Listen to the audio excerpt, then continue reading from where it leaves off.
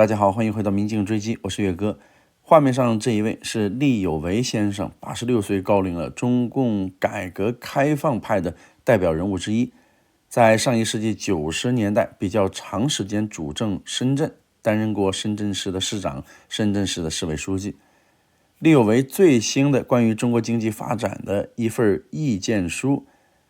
在上传这则视频的时候，北京时间2月28日，基本上各大平台都删除的干干净净。但是厉有为作为中共已经退休的高阶官员，在敏感的时间节点做非常敏感的意见表达，还是非常值得关注和玩味的。首先来看看厉有为的这一封公开信，署名的时间是2024年的2月26日，主题或者说标题是关于对筹备民营经济促进法的意见。所以从表面上来看，厉有为谈的是目前立法进程加速的民营经济促进法，但是把整个意见信看下来，其实厉有为谈的是目前中国经济发展过程中最根本性的问题。他呼吁透过修宪来突破中国目前经济发展的最大障碍，就是不同所有制的企业没有办法得到一视同仁的对待。厉有为先生的建议大概是以下9条，就快速的分享一下。第一条，在社会主义市场经济条件下，对市场主体企业的立法十分重要。厉有为就介绍深圳在获得立法后，对市场主体进行了4个方面的立法，而这4个立法是按照企业组织形态来进行的，而不是按照所有制进行立法的。紧接着第2条建议，按企业组织形态立法有利于各种不同所有制企业在同一个市场内公平竞争。第3个意见，如果按不同所有制立法，就要有全民所有制企业条例、集体所有制企业条例、民营企业条例或者是促进法，对不同所有制企业有不同的法律规定、优惠或者是约束，不利于形成全国统一的大市场，易造成市场分割和不公平竞争。所以从这条来讲，其实他对所谓的民营经济促进法，民营2个字，厉有为是不满意的，或者说是不认同的。第4条，他表示现在的问题不是对民企促进不够，而是从根本上要落实中共中央文件中提出的一视同仁不够，是这个问题。第5条，他建议就来了，要修改宪法第12条，无论公共财产和私人财产都依法神圣不可侵犯。他表示宪法第13条没有必要存在了。我去查了一下，厉有为所提到的建议修改的第12条，目前的表述是社会主义的公共财产神圣不可侵犯，国家保护社会主义的公共财产，禁止任何组织或者个人用任何手段侵占或者破坏国家的和集体的财产。厉以宁认为没有必要存在的第13条，目前主要的说法是公民的合法的私有财产不受侵犯，国家依照法律规定保护公民的私有财产权和继承权，国家为了公共利益的需要，可以依照法律规定对公民的私有财产实行征收或者征用，并给予补偿。厉有为的第6条建议就是他希望修改宪法的第6条，无论国有经济还是民有经济，都是社会主义国家的经济基础。这个第6条说的是什么呢？稍微长一点，就是中国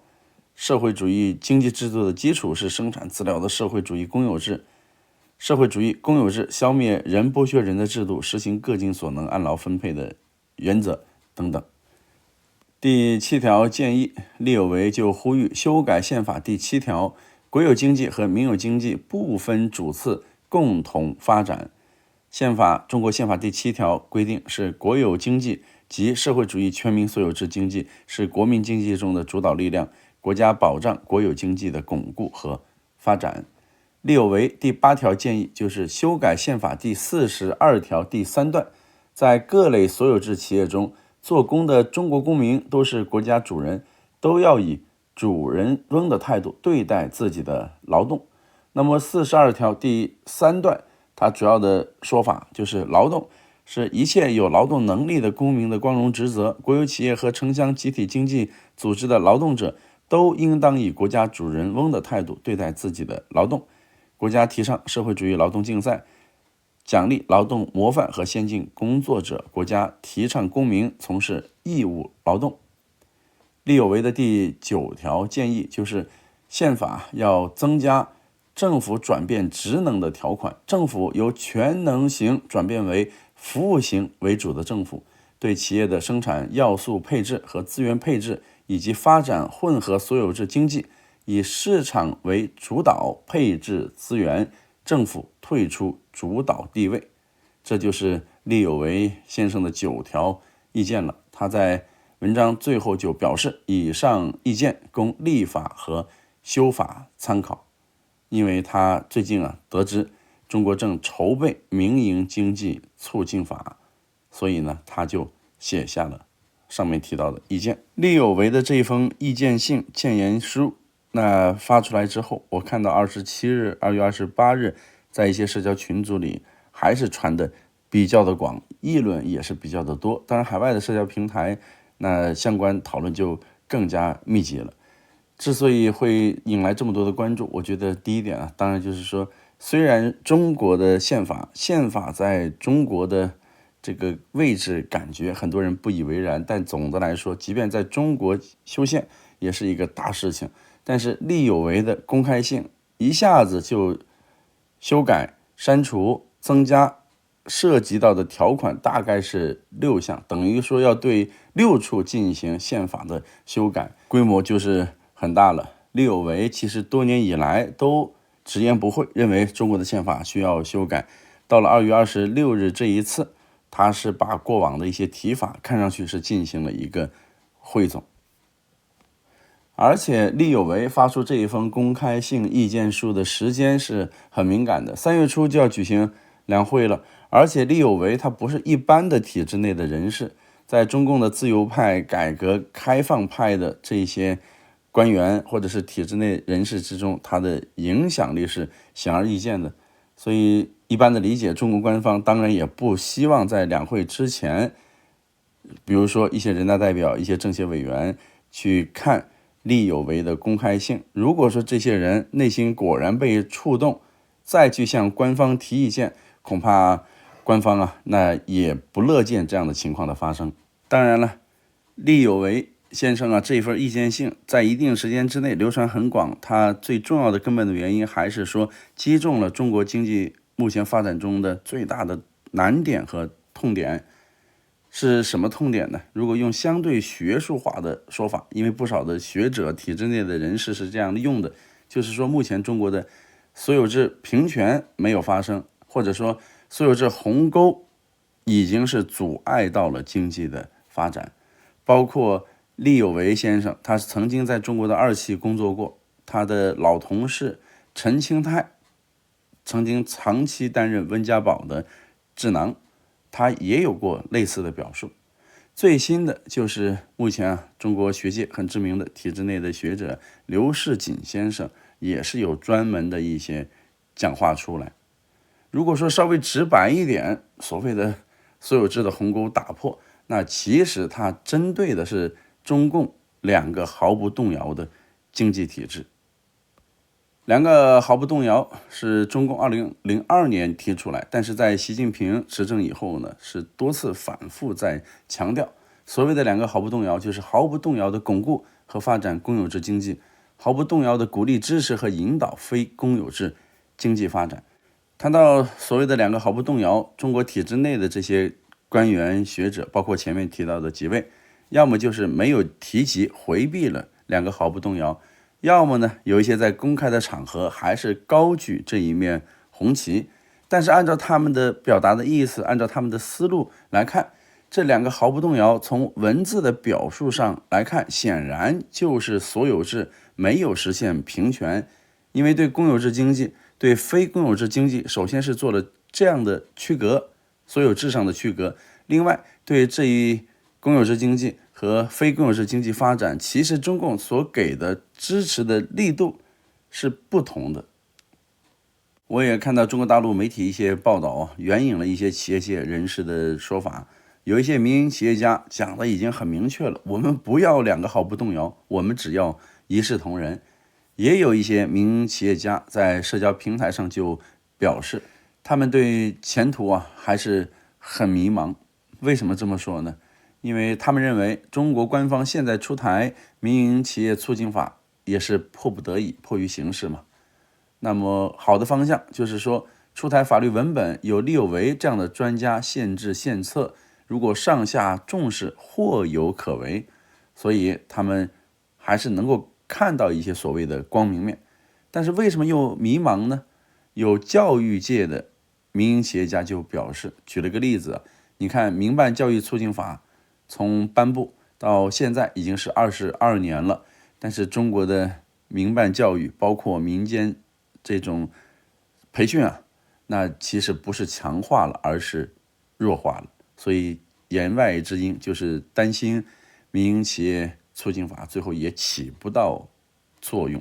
大约是利有为的这一封意见信比较的敏感然后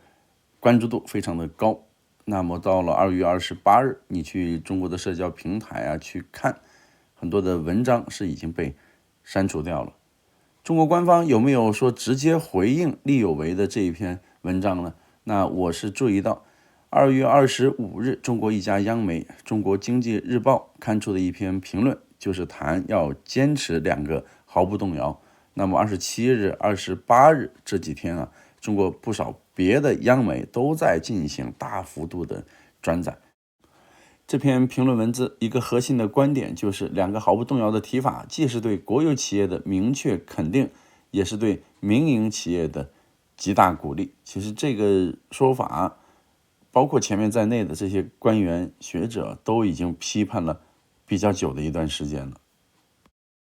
稍微早一点中国也有一些央媒就特别提及坚持两个毫不动摇，特别是要坚持公有制主体地位不动摇。那它是巩固中共的执政地位，坚持中国所谓社会主义制度的重要保证。所以经济制度它又连接着共产党的执政地位，所以那两个毫不动摇，外界包括体制内的人士想去动摇一下中国官方，那当然是非常的谨慎，甚至是很警惕的。最后围绕着利有为的公开性，我们来做一些评论，有一些评论也是汇总各方面的声音，也欢迎大家在视频下方来留言。第一点，利有为或者说利有为们去提意见，因为它涉及到甚至是说直接冲击到中国的经济制度，那他们内心当然是有压力的，甚至也是有一定的风险的。利有为都80多岁奔90岁去了，这个年纪就是含饴弄孙，或者在家里摆摆花弄弄草，就时间打发过去了。但是他作为中共的党员，还是要去写去说。所以可以看到，在中共的内部显然是有所谓的自由派、开明派，或者是所谓的改革开放派的。我个人在过去的采访中其实也有一些接触，是能够感受到这一点的。当然他们是不是力量能够集结，力量集结之后大到去推动所谓的保守派，或者说推动中国的改革开放，这个是另外一回事。最近的例子，比如说您看郁新安，这个是河南社科院院长，已经退休了。张锡贤，中共党校教授，他们最近就是在湖南发起了所谓的解放思想大讨论运动之后，其实想去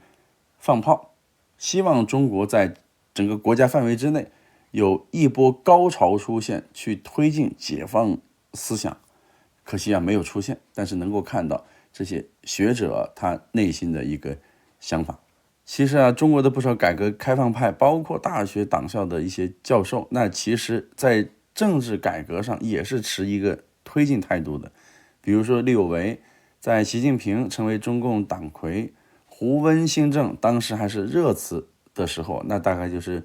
11年前、12年前，他就写了不少的文章，也是呼吁中国要推进政治体制改革。因为政治体制已经在许多方面显得不那么适应了，甚至是产生了不少深层次的矛盾。这些矛盾如果不化解，轻则是阻碍经济社会发展，重则政息人亡。这个是10几年前了。那习近平第3个任期都已经开始了第2年了。力有为当年所提到的，比如说要打造宪政国家，围绕着宪法来建立法治体系，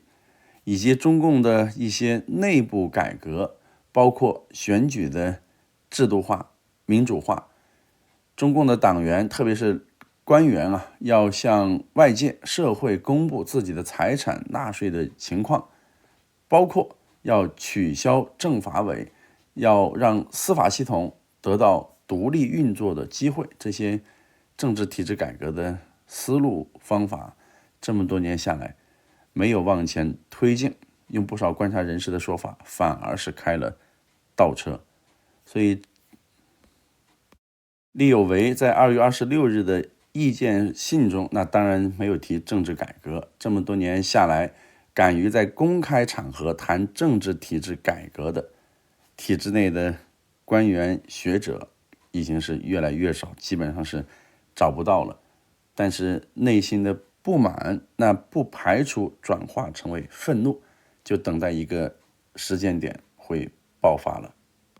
第2点，关于民营经济促进法，力有为所直接针对的这个法律，还是有必要再多说几句。根据中国全国人大所发布的5年期的立法规划以及2024年的立法计划，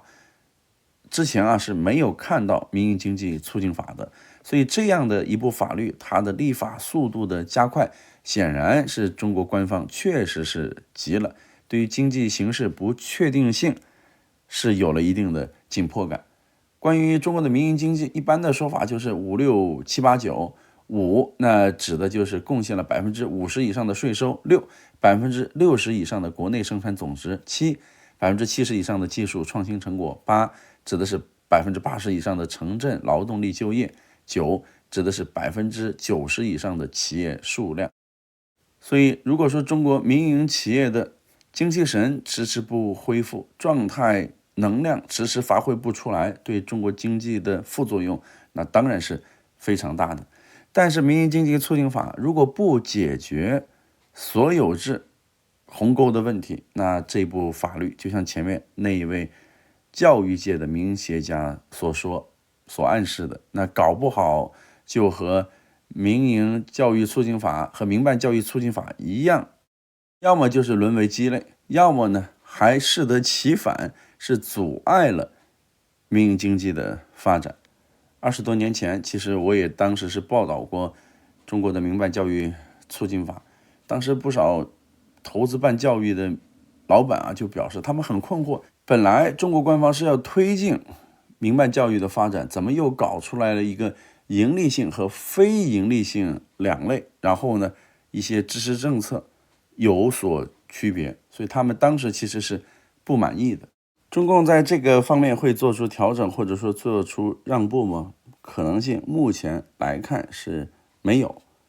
因为在围绕着民营经济促进法立法的一次座谈会上，贺荣中国司法部的部长他就特别强调要坚持以习近平新时代中国特色社会主义思想为指导，坚持2个毫不动摇，加快制定民营经济促进法，促进民营经济发展壮大。